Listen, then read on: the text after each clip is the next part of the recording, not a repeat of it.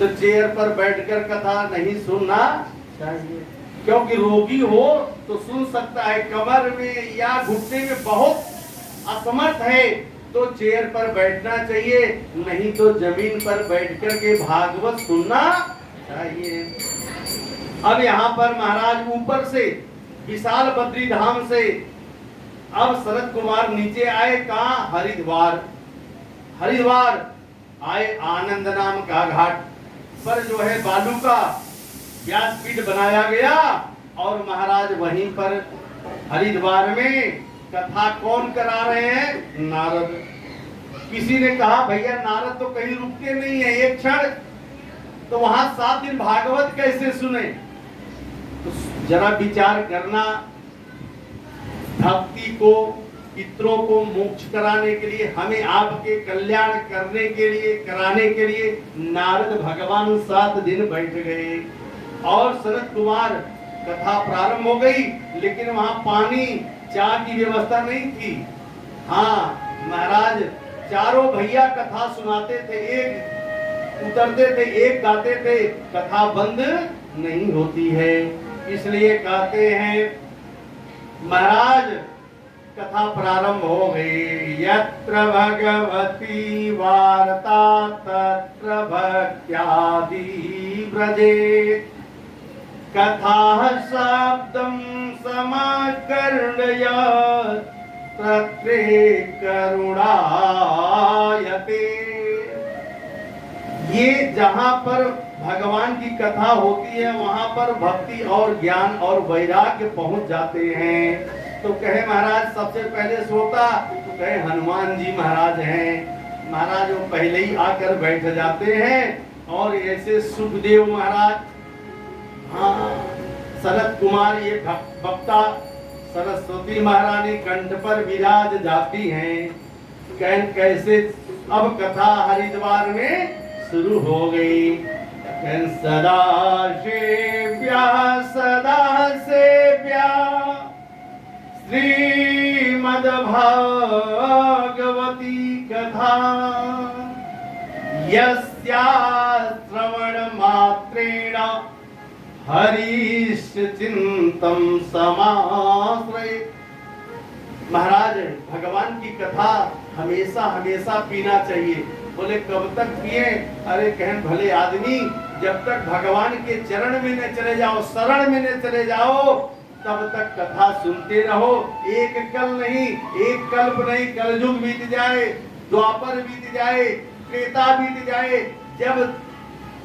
जब तक बीत जाए कोई फर्क पड़ने वाला नहीं है। अरे फर्क तब पड़ेगा जब हम राम और कृष्ण की कथा सुनते और गाते रहेंगे तो भगवान के चरण में चले जाएंगे। सदा सेव्या हमेशा सुनना चाहिए कथा। महाराज वही कथा रोज क्या कथा। यहाँ पर अब क्या हुआ? विप्रवृंद चढ़ी वाहन नाना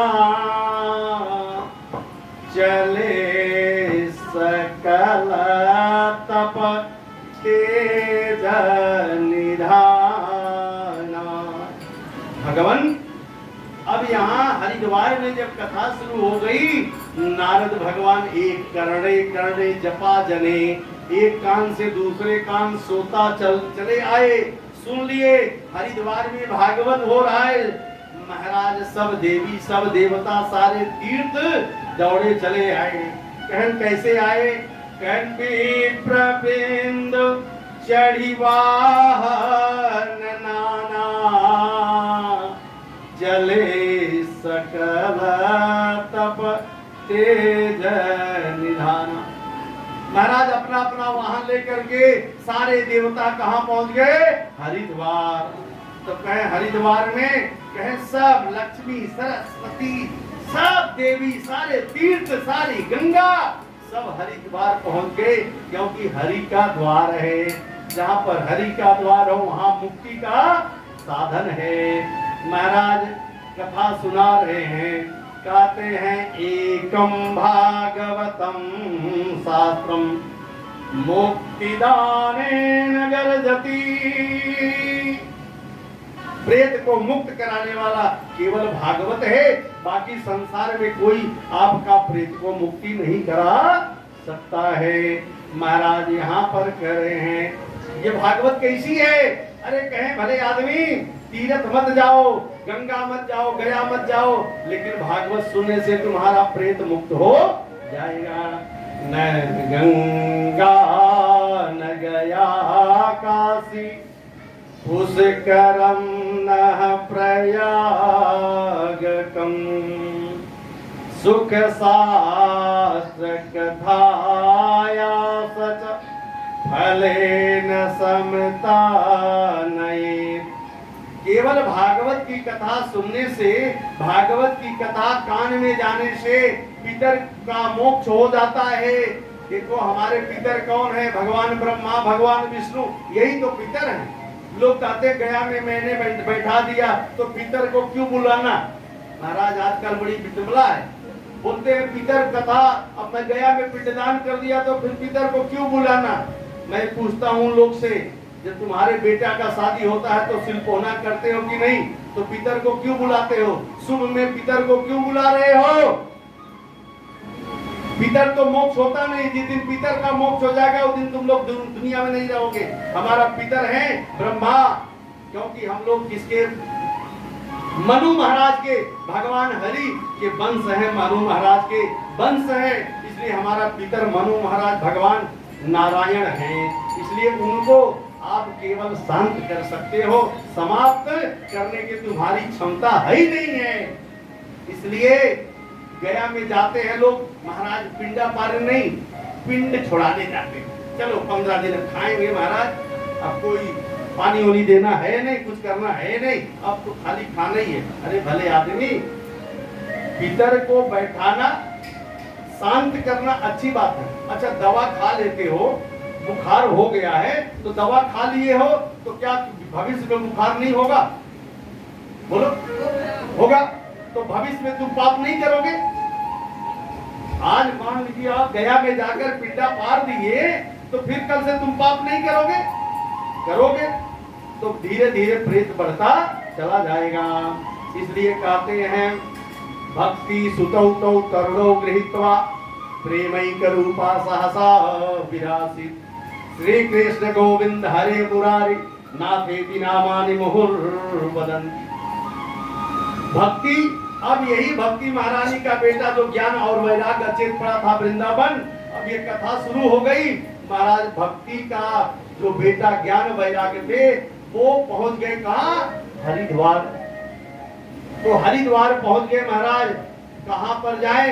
बोले जो भक्त प्रेम से कथा सुन रहा है उसके हृदय में बैठ जा, और जो निद्रा में देवी भगवती आ गई है उसके हृदय में जाकर और उन्हें सुला दो।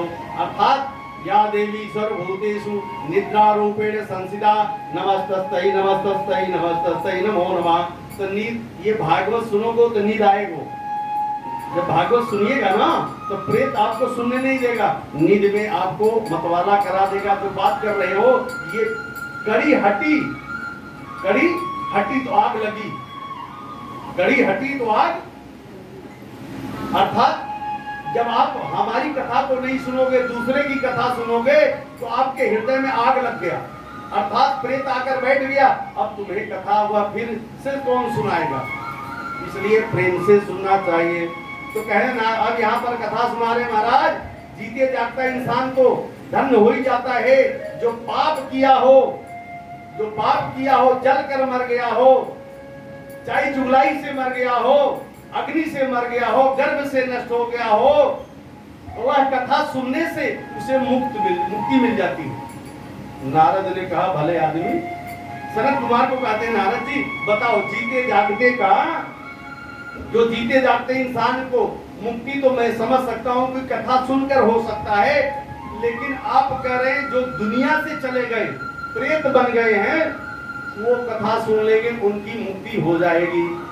अब कथा सुना रहे हैं, कह रहे हैं हे मानवः पाप कृतस्तु सर्वदा सदा दुराचार रता विमार्गगा